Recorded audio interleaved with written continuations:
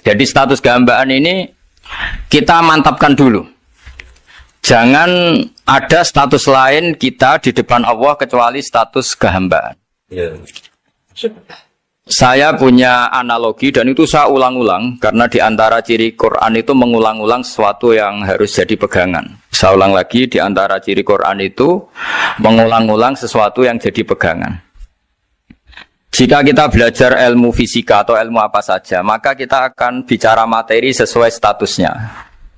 Jadi kita harus latihan untuk iman kepada Allah. Saya tanpa mengurangi rasa hormat, saya memberi contoh begini ya. Ini jam, materinya dari besi. Ini kertas, materinya ya kertas. Tentu secara fisik, orang akan bilang jam ini lebih kuat timbang kertas. Dan itu pasti dibenarkan dari segi materi. Tapi kalau Anda beragama dan Anda tahu bahwa pengendali alam raya ini Allah Ta'ala, maka kamu akan bilang, terserah Gus Baha gitu. Bisa saja jam ini saya punya niat saya hancurkan, kertas yang lemah ini saya simpan. Sehingga jam tangan ini 5 menit lagi saya hancurkan sehingga benar-benar rusak. Sementara kertas ini saya simpan sampai bertahun-tahun awet. Nah, kira-kira seperti itulah ilmu manusia. Sesuatu yang kita sangka kuat, ternyata Allah punya rencana menghancurkan itu. Dan yang kita sangka lemah, ternyata Allah punya rencana untuk mengabadikan itu. Nah, di sini pentingnya iman, lahu maqalidus samawati wal ard. Hanya Allah yang mengendalikan semua. Jadi jangan mentang-mentang kita punya ilmu bahwa materi besi itu lebih kuat timbang kertas, terus kita pastikan bahwa besi lebih awet ketimbang kertas. Kita sisakan satu keyakinan, terserah Allah, terserah pengendalinya. Nah itu agama, bilang terserah pengendalinya itu agama. Ya mungkin tadi aja problem sinyal, saya ulang lagi. Ibarat saya ini megang jam tangan, yang materinya dari besi. Ini kertas yang materinya lemah. Tentu kita akan bilang bahwa jam atau besi lebih kuat ketimbang apa? Kertas. Tapi Anda salah. Anda harusnya ngomong bahwa terserah pengendalinya. Bisa saja saya punya rencana menghancurkan besi ini sehingga 5 menit lagi hancur. Dan saya ingin mengabadikan kertas ini saya simpan di tempat yang aman. Nah kira-kira agama itu bukan anti ilmu, sehingga agama boleh kamu mengatakan besi ini lebih kuat ketimbang kertas. Tapi harus kamu tambahi dari segi materi. Tapi kalau dari segi pengendalinya, maka kita jawab terserah Allah Subhanahu wa ta'ala. Nah ini di sini pentingnya beragama. Jadi meskipun Mars itu kayak apa kuatnya, bumi, gunung kayak apa kuatnya, ternyata gunung yang kita kira kuat, ternyata nyimpan magma yang potensi meledak. Yang gunung kecil yang kelihatan dari pasir kecil yang tidak berdaya, ternyata nggak nyimpan magma, jadi nggak direncanakan untuk diledakkan. Itu, nah agama itu seperti itu, yang disebut di surat Yasin misalnya Allah itu siapa? Biyadihi malakutu kulli, yang dalam kendalinya itu semuanya di alam raya ini. Sehingga di kehidupan nyata juga sama. Ada orang yang nekuni ilmu ekonomi, tapi miskinnya Masya Allah. Ada yang gobloknya Masya Allah tapi kaya. Ada kiai yang punya doa banyak, hidupnya biasa. Yang nggak punya doa kaya. Itu saya pernah baca di sebuah hadis qudsi. Ada riwayat begini. Nabi Musa ketemu Allah ditanya. Limadha kata Allah, kenapa saya memberi rezeki orang yang bodoh? Mak itu orang yang bodoh sekali. Kadang tak ciptakan dia jadi orang kaya. Dan yang pintar ekonomi kadang tak ciptakan jadi orang miskin. Si Nabi ini tanya, kenapa ya Allah? Supaya dia tahu yang mengendalikan rezeki itu saya, bukan ilmunya dia. Katanya. Jadi banyak orang, misalnya kita yang pintar, dipekerjakan orang yang nggak pintar. Yang punya pabrik tidak pintar, mengerjakan orang yang pinter. Jadi ya kira-kira agama itu seperti itu. Sehingga dalam kita beragama itu yang paling ditekankan itu tawadhu. Tawadhu itu merasa sopan atau memang sopan betul.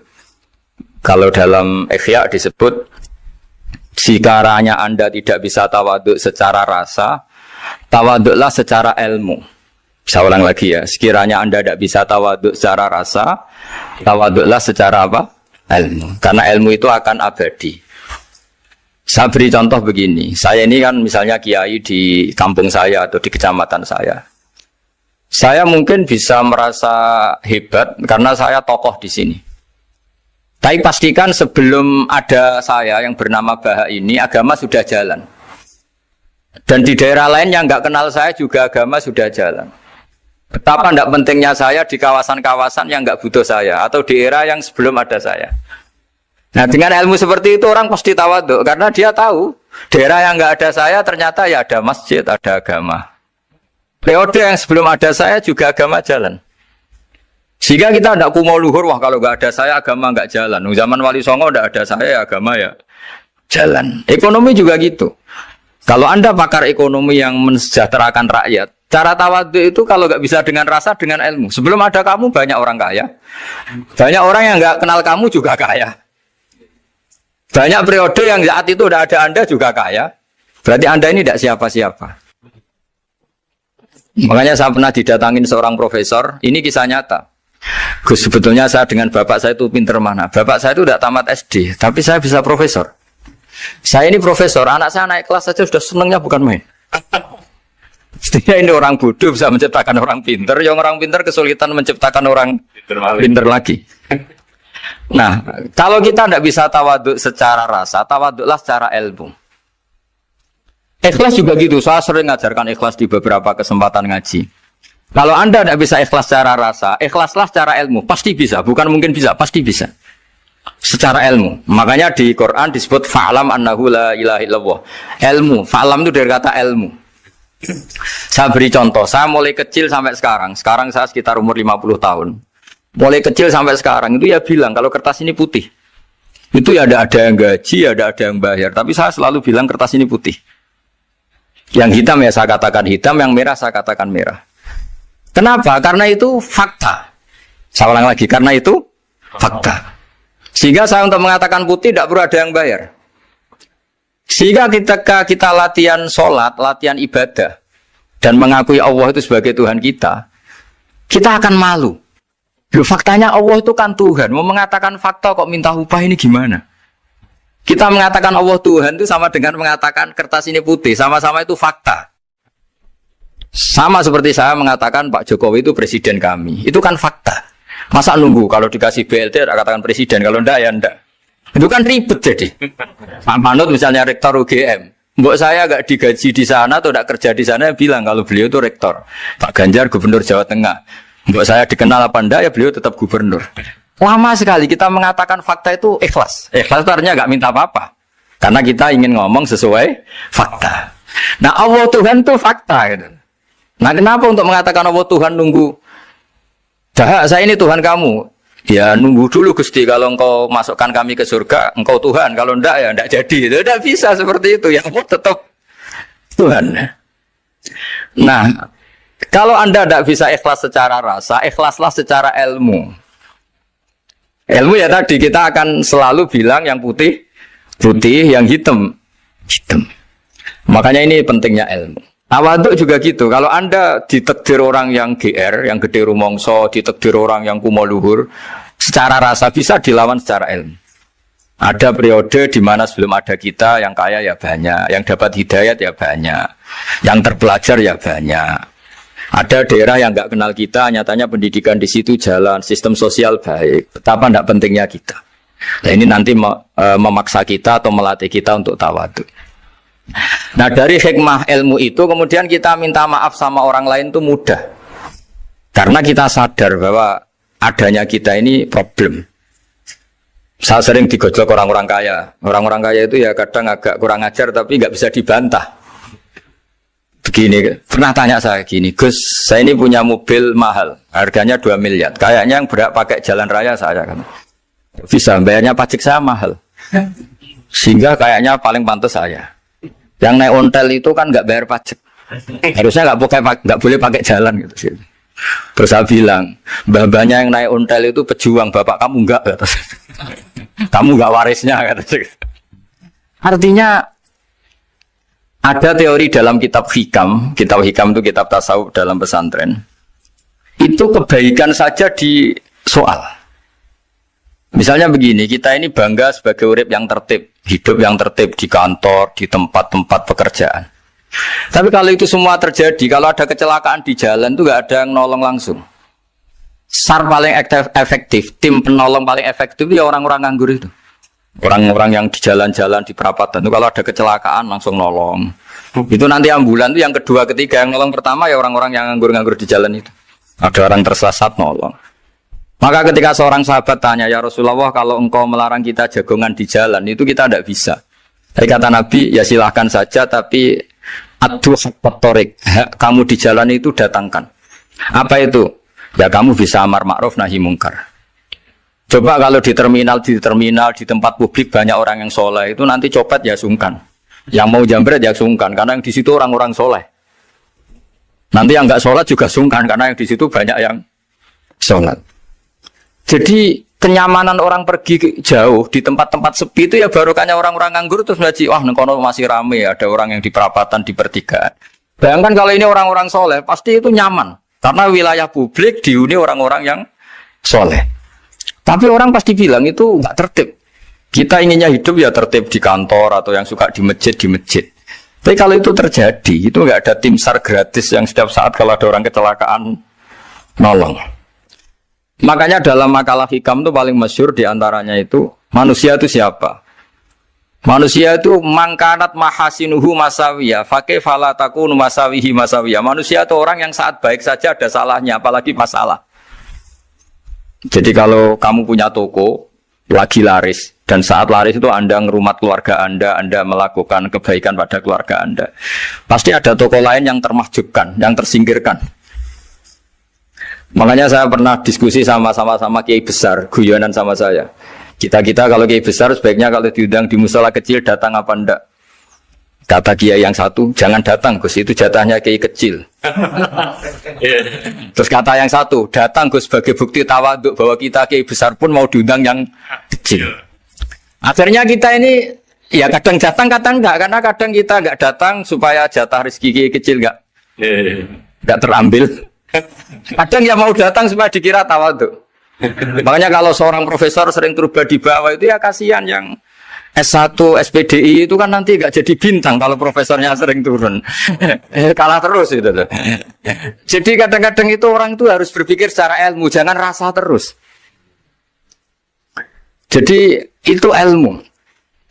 Jadi semua yang kebaikan yang kita lakukan itu secara ilmiah bisa diperdebatkan. Ada orang senang ngomong serius supaya bangsa ini maju. Tapi bapak saya itu pesan saya, kamu kalau ngiyai itu jangan sering ngomong serius kan. Masyarakat sudah capek mikir utang, mikir keluarga. Begitu sowan kiai dijak ngomong serius lagi nanti capek kan. Sehingga kiai-kiai dulu itu kalau ketemu orang ya guyon terus. Karena tahu masyarakat sudah capek. Sudah banyak yang takut tanggal kredit gitu. Sudah takut tanggal kredit, takut problem sowan kiai diancam neraka lagi, itu kan ketakutan berkali-kali. Jadi makanya ini kan kebaikan itu dievaluasi karena kita tidak nabi, tidak wali. Jadi kalau kata hikam itu apa yang Anda kira baik itu ada masalah, apalagi sedang masalah. Saya sering cerita ada orang suami istri harmonis sekali. Itu tanyakan ibunya, pasti mulai gak peduli dengan ibunya karena terlalu harmonis dengan istri. Tapi itu pasti bukan mungkin lagi. Jadi jangan tanya istrinya, tanya ibunya. Oh, jok nikah lupa saya. Ngalor ngidul sama istrinya. Tanyakan temannya. Wah, itu jok nikah lupa temennya. Tapi yang baik sama teman, tanyakan istrinya. Jatah belanja untuk ngopi. Begitu terus itu. Jadi siklus sosial itu. Nah, di sini pentingnya saling minta maaf karena dalam kebaikan kita pasti ada kesalahan. Ketika karir kita baik di pemerintahan maupun di kampus, pasti dengan sendirinya ada yang agak tersingkirkan. Meskipun itu sudah hukum alam. Tapi apapun itu kita harus minta maaf. Makanya banyak, saya sering cerita berkali-kali, dulu itu ada dua nabi yang seangkatan. Itu luar biasa debat ilmiahnya, tapi debat baik. Mulai dulu ya ada polemik itu ya mulai dulu ya ada. Yang Nabi Yahya itu suka berkawan orang-orang soleh. Kalau ditanya, kenapa kamu berkawan orang-orang soleh? Ya enak lah, karena berkawan orang soleh. Yang Nabi Isa sering berkawan orang-orang yang nggak jelas. Ditanya, kenapa anda suka berkawan orang-orang yang nggak jelas? Innama ana tabibun udawil mardo. Nabi dan kiai itu ibarat dokter, ya tentu menyembuhkan yang sakit. Kalau anda seorang dokter pasti neliti daerah-daerah pandemi, masa neliti daerah sehat?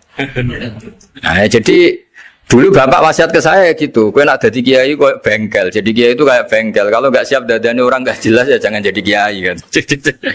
Itu ya, tapi kan masalahnya kita sendiri solehnya pas-pasan, takut terkontaminasi. Jadi yang jelek bukan jadi baik, kita yang baik jadi jelek. Nah itu kan mulai dulu ya polemik sejauh mana kita punya kekuatan untuk tidak terpengaruh yang negatif. Yang negatif terpengaruh kita menjadi positif.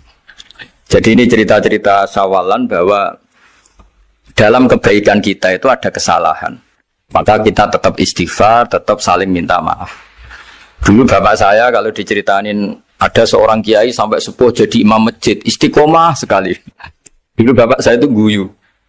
Ya istiqomah, tapi wong liya terus iso dadi kader.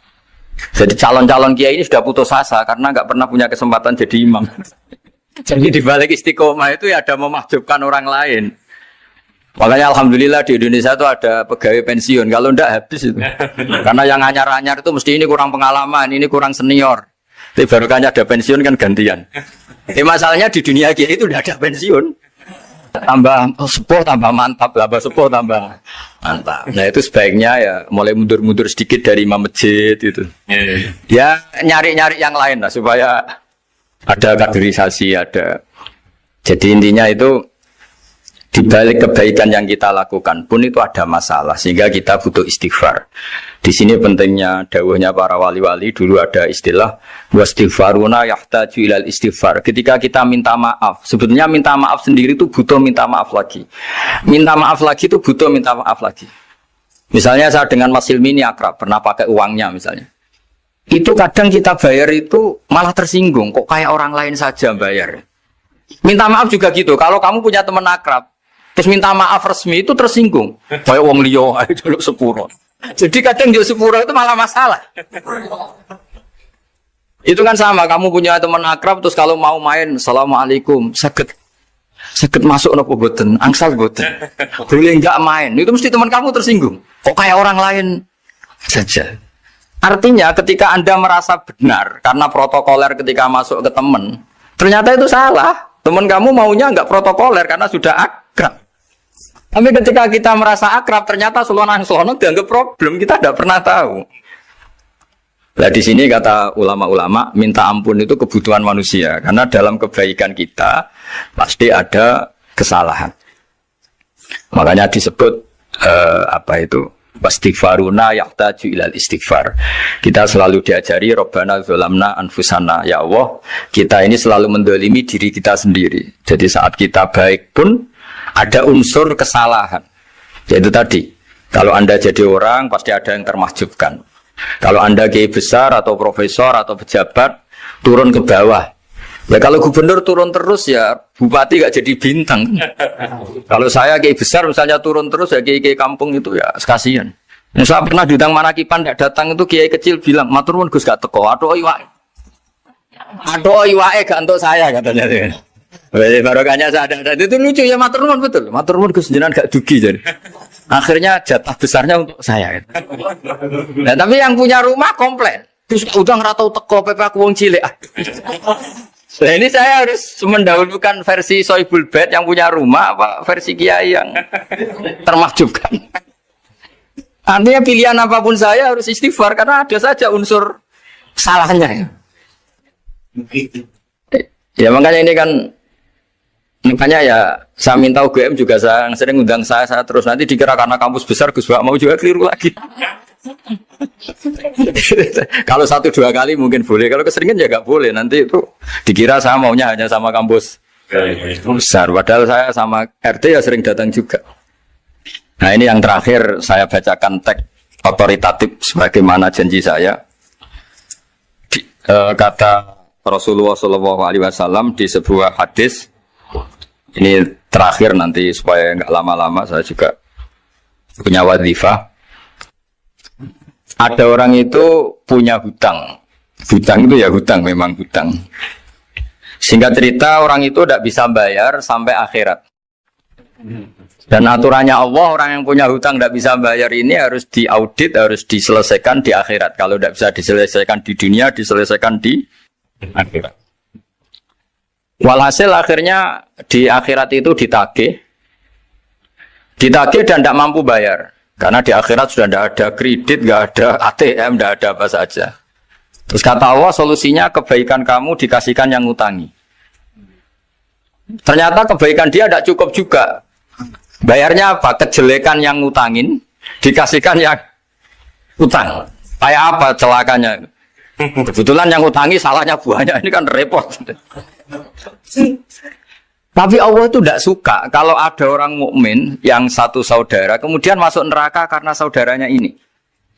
Kata Allah, jika ini masuk neraka berarti disebabkan komplain atau ketidakikhlasan temannya yang mukmin. Masa orang mukmin menyebabkan mukmin yang lain masuk neraka? Allah tidak ingin. Makanya diantara nikmatnya beragama itu ukhuwah, persaudaraan. Baik persaudaraan atas nama iman atau atas nama kebangsaan atau atas nama kemanusiaan. Akhirnya si yang ngutangi ini tadi, jangan dibahasakan kreditur, nanti kita kayak bank, yang ngutangin lah nanti. Ya bahasa gampangnya yang ngutangin, karena tidak semua orang ngutangnya sama bank. Sama Allah ditunjukkan satu surga yang luar biasa. Nanti tak baca teks Arabnya ya, supaya dapat berkahnya bahasa Arab. Terus saking mewahnya surga itu, si yang ngutangin tanya, ya Allah itu untuk nabi siapa? Karena semewah itu pasti untuk kelas nabi. Atau untuk wali siapa? Katanya, terus kata Allah, sabda Allah, untuk siapapun yang mampu membeli. Lalu siapa yang bisa membeli surga semewah itu? Kamu bisa. Terus, dengan apa ya Allah? Kamu mengampuni teman kamu itu. Kamu bebaskan dari utangnya. Nanti tak kasih surga itu. Terus, akhirnya sama Allah, kata orang itu, ya Allah saya bebaskan. Ya sudah, kamu berdua masuk surga. Karena Allah tidak ingin ada kasus aneh. Dua orang mukmin ini kan bersaudara. Masa bersaudara kemudian yang satu menjadi penyebab masuknya neraka karena ini tidak mau memaafkan. Artinya kalau kita sawalan itu harus benar-benar mau memaafkan, karena kalau tidak Anda menjadi penyebab teman kamu masuk neraka. Jadi kita janganlah jadi orang mukmin yang menjadi problem bagi saudara kita. Jadi makanya saya itu berharap ada wali utang saya tidak bisa bayar, karena ini masih dibela-belain Allah ini. Karena Allah nggak ikhlas kalau ada walinya masuk neraka. Jadi kalau ada wali utang kamu, itu utangin saja, doain nggak bisa nyaur, no? Nggak bisa bayar. Nanti ini akan dibela-belain Allah di akhirat. Karena wali ini nggak pantas masuk neraka. Ya, jadi kalau ada wali utang kamu mau bayar, sudah Anda tidak usah bayar, nanti di akhirat saja. Nah, yang ribet kalau yang kamu utangin dia ahli neraka, kamu nagihnya disuruh masuk neraka. Nah, itu ribet itu. Sudah utang dia ahli neraka. Ya, tak baca teksnya supaya ini ada di kitab Ihya halaman 197 juz 2. Status hadisnya waqala sahihul isnad, kata Imam Hakim, hadis ini sahihul isnad. Saya baca Arabnya nanti insyaallah sebagian ya supaya kelihatan teks aslinya di bab hukukul muslim. Nama Rasulullah sallallahu alaihi wasallam jalisun izdhika hatta badat sanayahu. Nabi ketika santai-santai duduk tahu-tahu tertawa sampai gigi depannya itu kelihatan. Jadi tertawa sangat sampai gigi depannya kelihatan. Yang notabene beliau sering hanya senyum, kali ini tertawa betul sampai gigi depannya kelihatan. Faqala Umar radhiyallahu anhu ya Rasulullah bi abi anta wa ummi malladhi adhakaka. Apa yang bikin kau sampai tertawa seperti itu? Qala rajulani min ummati jasaya baina yaday rabbil izzah. Dua lelaki dari umatku sama-sama sungkeman nuntut keadilan di depan Allah. Jasaya itu sungkem, duduk bersimpuh itu kalau dalam bahasa Arab itu apa? Namanya jasiyah. Faqala ahaduhuma ya rabbi khudli madlamati min hadza. Faqala wa rudda ala akhika madlamata. Qala ya rabbi lam yabqali min hasanati syai'un. Faqala wa ta'ala li talib kaifa tasna'u bi akhika wa lam yabqalahu min hasanati syai'un. Faqala ya rabbi falyahmil anni min auzari. Kalau kebaikannya dia tidak cukup, ya salah saya supaya dilimpahkan ke dia. Terus summa fadat aina Rasulillah sallallahu alaihi wasallam bil buka. Nabi di tengah-tengah cerita itu nangis. Senangis-nangisnya karena habis seneng lalu nangis karena ini kan kebaikannya sudah dikasihkan habis cukup enggak cukup. Akhirnya kejelekan yang ngutangin ini diberikan. Makanya kalau kamu ingin masuk surga, utangi orang-orang soleh sebanyak-banyaknya. Dan doain nggak bisa apa? Nyaur. Tapi tak jamin orang soleh itu nggak suka utang. Karena hidupnya sederhana ini. Kayaknya saya tidak akan utang Mas Ilmi itu. Karena orang soleh itu hidupnya sederhana, pasti tidak butuh. Kalaupun utang paling ya untuk makan kan gampang nyaurnya apa?